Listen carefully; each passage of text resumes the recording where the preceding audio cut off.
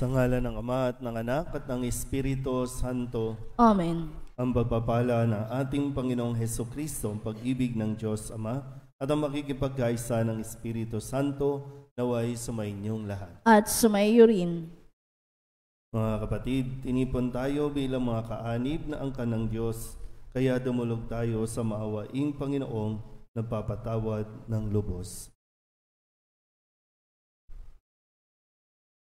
Sinugong tagapagpagaling sa mga nagsisisi, Panginoon, kaawaan mo kami. Panginoon, kaawaan mo kami. Dumating na tagapag-anyayang mga makasalanay magsisi, Kristo, kaawaan mo kami. Kristo, kaawaan mo kami. Nakaluklok ka sa kanan ng Diyos Ama para ipamagitan kami. Panginoon, kaawaan mo kami. Panginoon, kaawaan mo kami. Kaawaan tayo na makapangyarihang Diyos, patawarin tayo sa ating mga kasalanan at patnubayan tayo sa buhay na walang hanggan. Amen. Manalangin tayo. Ama naming makapangyarihan, ipinaglaan mo kami ng kaukulang tulong na sa aming kahinaan ay iyong itinutugon. Ang iyong kaloob sa ikapagpapatawad ng mga kasalanan ay makamtanawa namin ng buong kaligayahan. Sa pagtanggap namin nito, kami naway makapamuhay ayon sa inaasahan mo sa pamamagitan ni Jesucristo, sama ng Espiritu Santo, magpasawalang hanggan. Amen. Umupo ang lahat.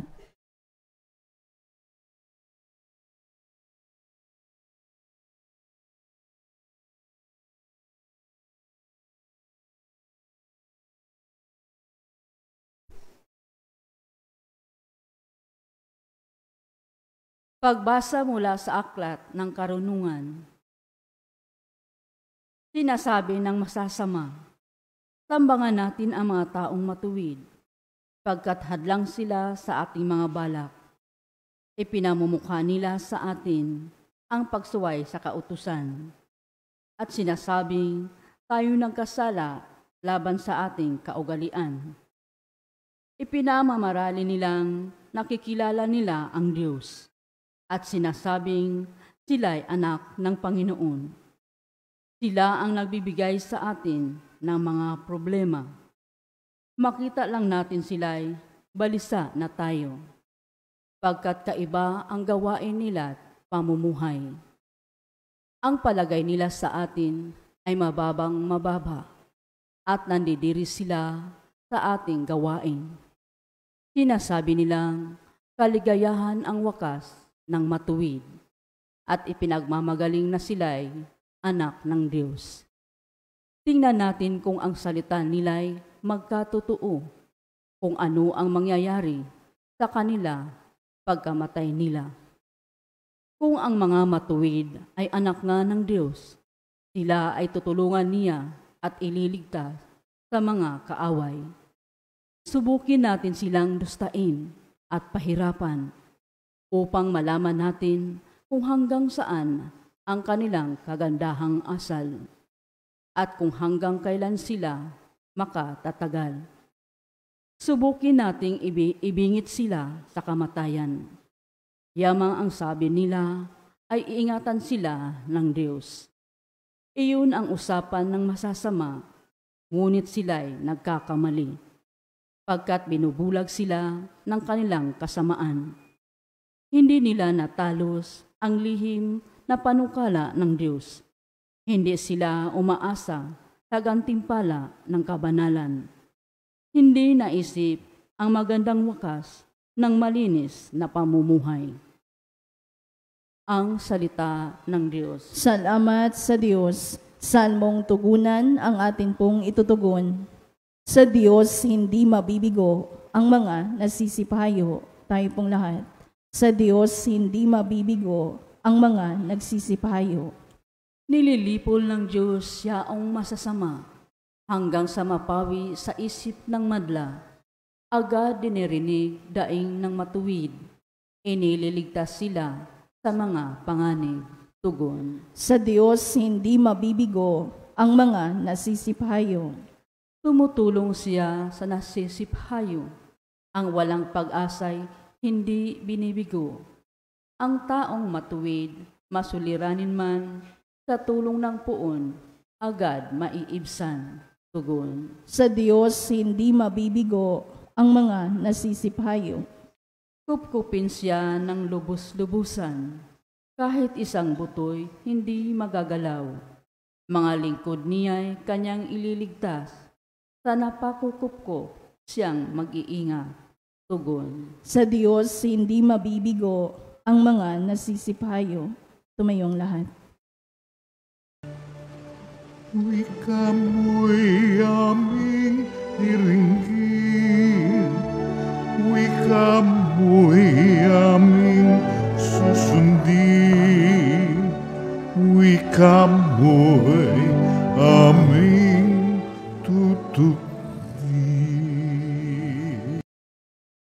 Sumainyo ang Panginoon. At sumayo rin. Ang mabuting balita ng Panginoon ayon kay San Juan. Papuri sa iyo, Panginoon. Noong panahong iyon, nilibot ni Jesus ang Galilea. Iniwasan niya ang Judea, sapagkat ibig siyang patayin ng mga Hudyo roon. Nalalapit na ang pista ng mga tolda, isang pista ng mga Hudyo.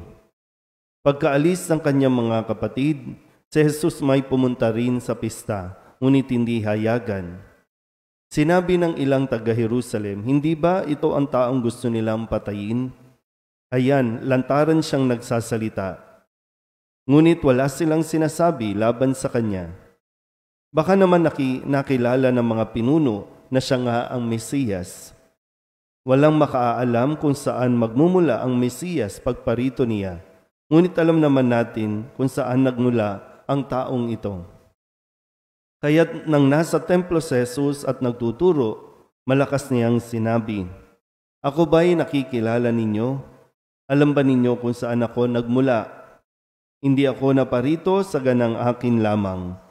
Ang totoo, ang siyang nagsugo sa akin, ngunit hindi ninyo siya nakikilala. Nakikilala ko siya sapagkat ako'y mula sa kanya, at siya ang nagsugo sa akin. Tinangka nilang dakpin siya, ngunit walang nangahas sapagkat hindi pa niya oras." Ang mabuting balita ng Panginoon. Pinupuri ka namin, Panginoong Hesukristo. Umupo ang lahat. Isang magandang umaga po sa inyong lahat. Ngayon po ay Biyernes ng ika-4 na linggo ng 40 araw na paghahanda. At nagpapatuloy ang pagpapahayag mula sa mabuting balita ni San Juan tungkol sa identity o pagkakakilanlan kay Kristo. Alam niyo po ba yung kanta na "Huwag mong pansinin ang naninira sa iyo, basta't alam mo lang tama ang ginagawa mo. Nosi balasi, sino ba sila?" Ang tanong, nasaan ba tayo dyan? Tayo ba ang naninira o tayo ang sinisiraan? Minsan kasi mahirap makita, no? Akala natin tayo ang sinisiraan o naninira. O tayo ang sinisiraan pero hindi natin alam na yung atin pong kinikilos ay paninira na rin. Maraming sa panahon natin ngayon, katulad dito, nagbago lang ang tawag pero mahilig tayong mag-character assassination. Yung sinisiraan natin ang pagkatao ng isang tao. Bakit? Yun yung magandang matuklasan o mapagnilayan natin.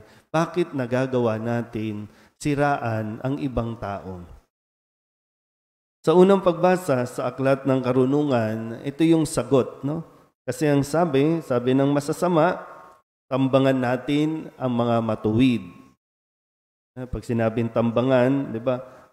I-ambush, bugbugin, siraan. Bakit? Kasi ang sabi, hadlang sila sa ating balak.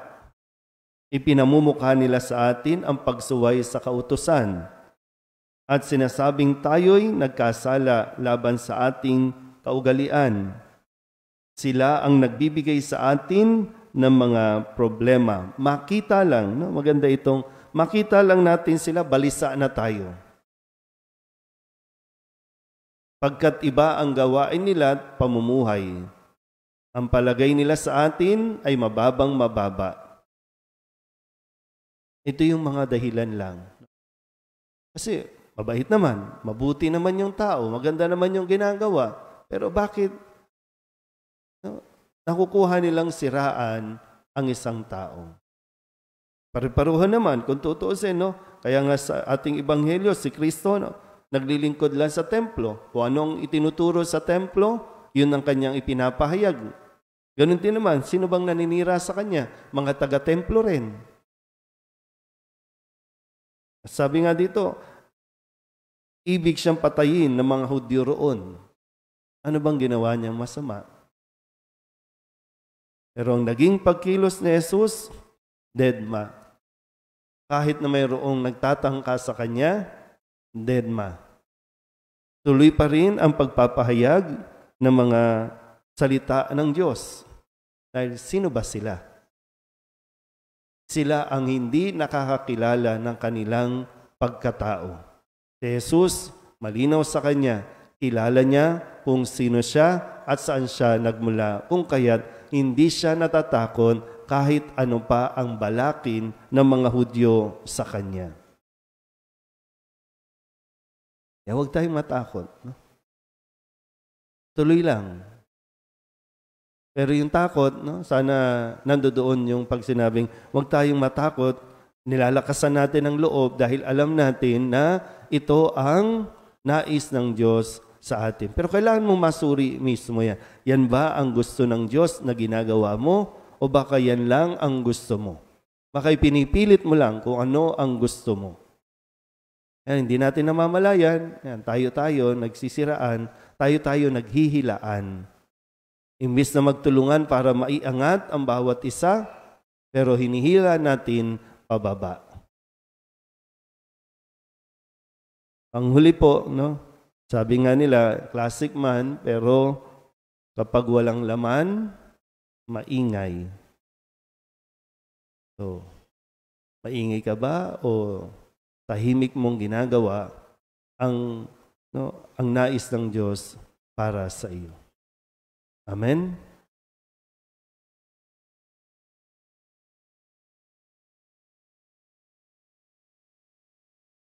Sa ating paglalakbay sa buhay, idalangin natin na pagkalooban tayo ng tapang na magsalita at magsikap para sa katotohanan. Ang ating pong itutugon, Panginoon, dinggin mo ang aming panalangin. Panginoon, dinggin mo ang aming panalangin.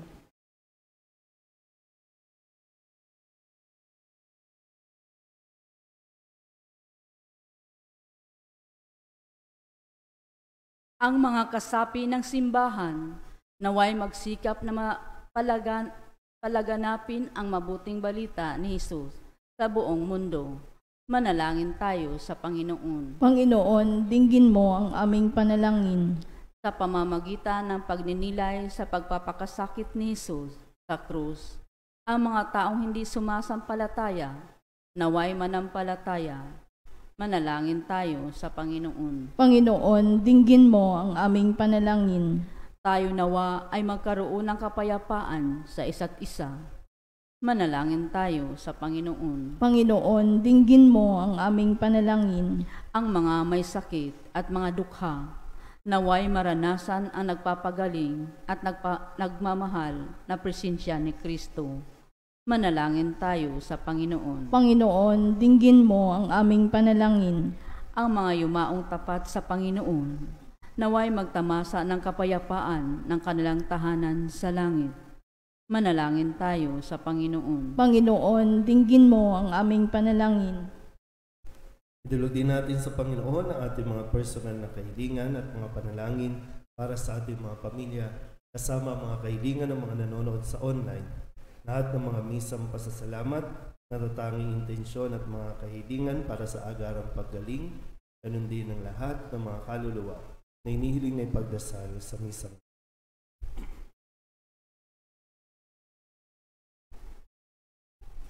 Ang lahat ng ito inihiling namin sa ngalan ni Kristo, aming Panginoon. Amen. Umupo ang lahat.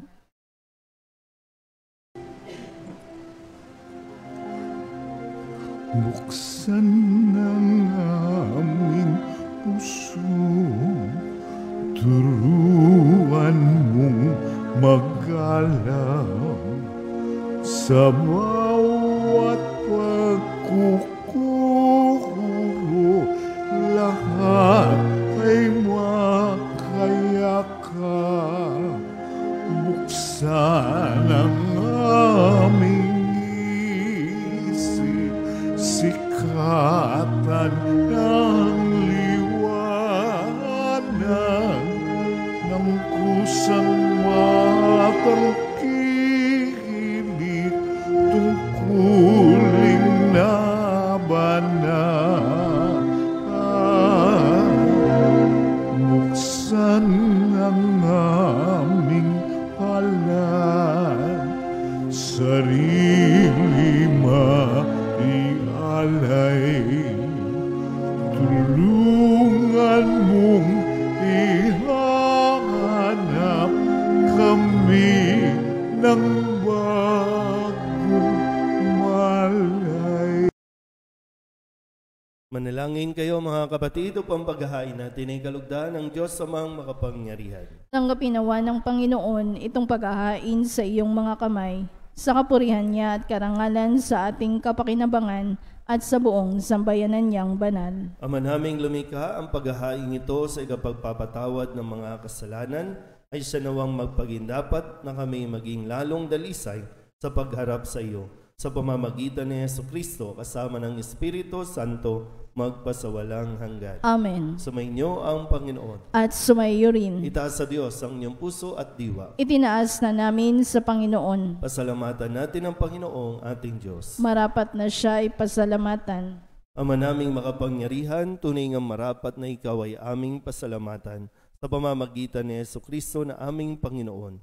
Sa aming kusang pagtitiis ng hirap, tinutulungan mo ang aming maitumpak ang kinamihas ng pagsalungat sa pananagutang iyong iniatas.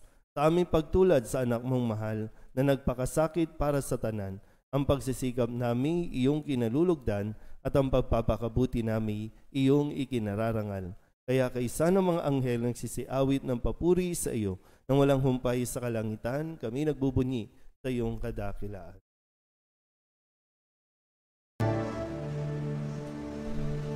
Santo, Santo, Santong Panginoong Diyos na makapangyarihan, napupuno ang langit at lupa ng kalwalhatian mo.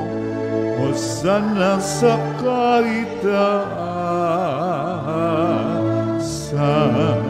pinagpalang na paririto sa ngalan ng Panginoon.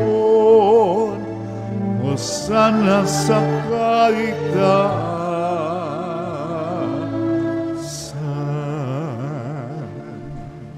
Ama naming banal, ikaw ang bukal ng banal na kabanalan. Kaya't sa pamamagitan ng iyong Espiritu, gawin mong banal ang kaloob na ito upang para sa aming maging katawan at dugo ng aming Panginoong Jesucristo. Bago niya pinagtiis ang kusang loob na maging handog, hinawakan niya ang tinapay, pinasalamatan kaniya, minaghati-hati niya iyon, iniabot sa kanyang mga alagad at sinabi, "Tanggapin ninyong lahat ito at kanin, ito ang aking katawan na ihahandog para sa inyo."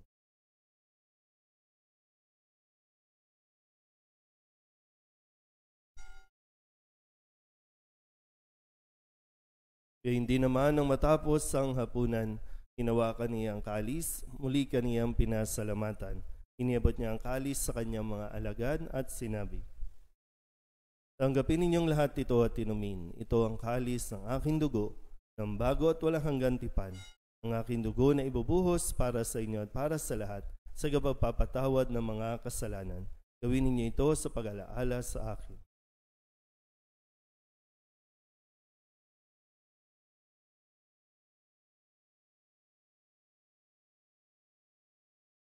Ipagbunyi natin ang misteryo ng pananampalataya. Si Kristo'y namatay, si Kristo'y nabuhay, si Kristo'y babalik sa wakas ng panahon.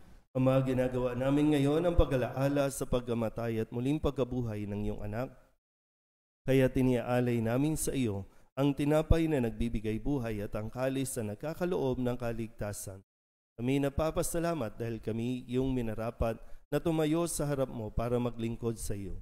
Isinasamo namin kami magsasalo-salo sa katawan at dugo ni Kristo ay mabuklod sa pagkakaisa sa pamamagitan ng Espiritu Santo. Ama, lingapin mo ang iyong simbahang laganap sa buong daigdig. Puspusin mo kami sa pag-ibig kaysa ni Francisco na aming Papa at ni Jose na aming Obispo at ng Tanang Kaparian. Alalahanin mo rin ang mga kapatid naming nahimlay na may pag-asang sila'y muling mabubuhay, gayon din ang lahat ng mga pumanaw. Kawaan mo sila at patuloyin sa iyong kaliwanagan. Kawaan mo at paginapating kaming lahat na makasalo sa iyong buhay na walang wakas. Ay sana mahal na Birheng Maria na ina ng Diyos, ng kabiyak ng puso niyang sa San Jose. Kay sana mga apostol at ng lahat ng mga banal na namuhay dito sa daigdig ng kalugod-lugod sa iyo.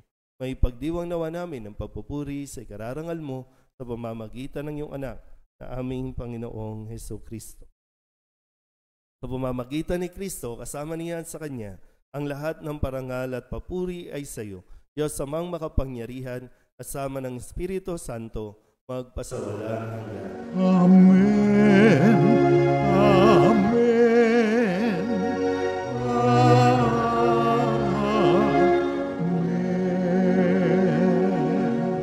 Buong kababahan, loob tayong tumawag sa ating Panginoon ng Ama namin.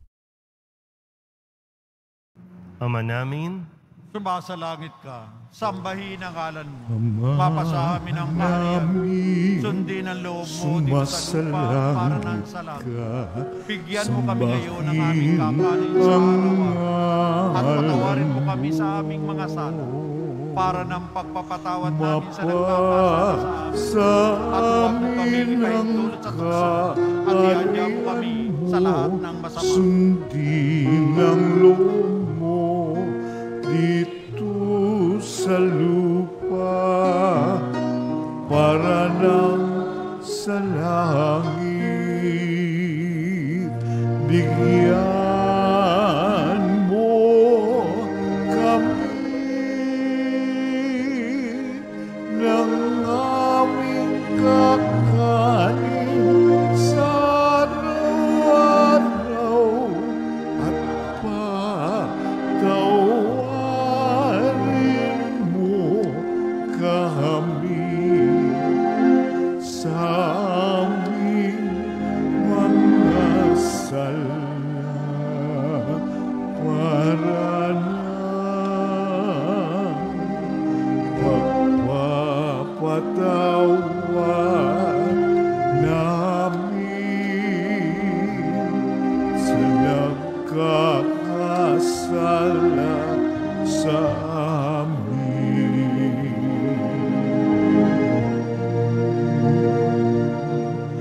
At huwag mo kami ipahintulot sa tukso at iadya mo kami sa lahat ng masama.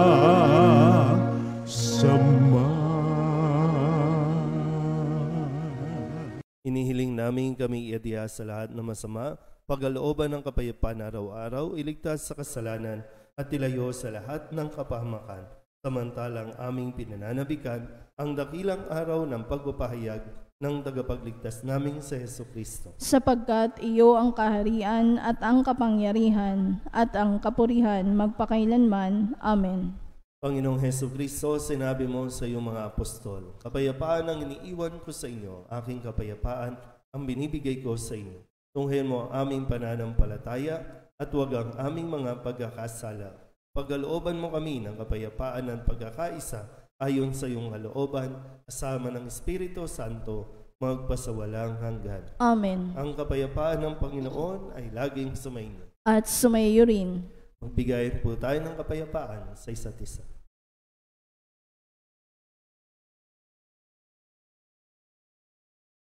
Kordero ng Diyos na nag-aalis ng mga kasalanan ng sanlibutan, maawa ka sa amin.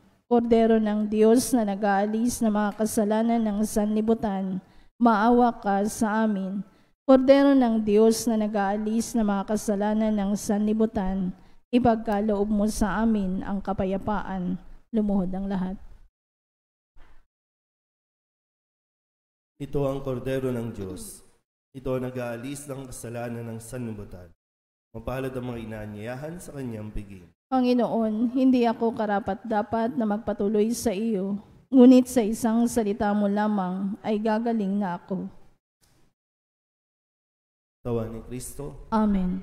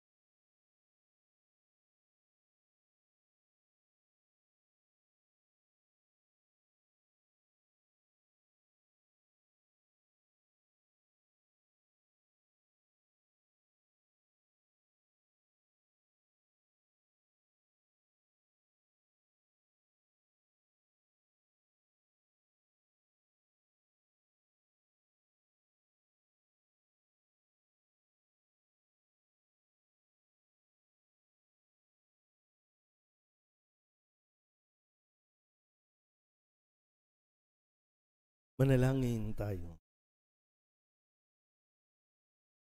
Ama naming mapagmahal, kaming mga nakinabang ay loobin mong bumagtas mula sa dati naming pagsuway na aming tinatalikdan patungo sa pamumuhay na iyong pinababanal sa pamamagitan ni Jesucristo kasama ng Espiritu Santo magpasawalang hanggan. Amen. Sumainyo ang Panginoon. At sumaiyo rin. At pagpalain kayo ng makapangyarihang Diyos, Ama at Anak at Espiritu Santo. Amen. Tapos na ang banal na misa, umayo tayo sa kapayapaan ni Kristo. Salamat sa Diyos. Magandang umaga.